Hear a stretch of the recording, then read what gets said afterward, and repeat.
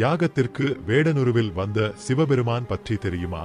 சோமாசிமார நாயனார் தான் நடத்தும் சோம யாகத்திற்கு சிவபெருமான் நேரில் வந்து வேள்வியில் இடப்படும் உணவை பெற வேண்டும் என்று விரும்பினார். தனது விருப்பத்தை சுந்தரமூர்த்தி நாயனாரிடம் தெரிவித்தார்.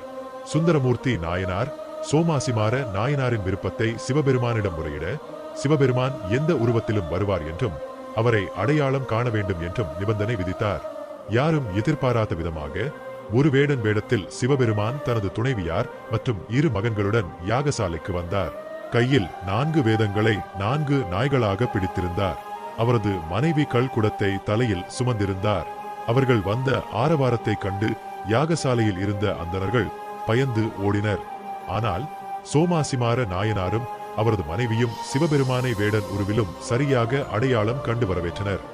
அப்போது சிவபெருமான் காட்சி கொடுத்து நாயனாருக்கும் அவரது மனைவிக்கும் அருள் பாலித்தார்.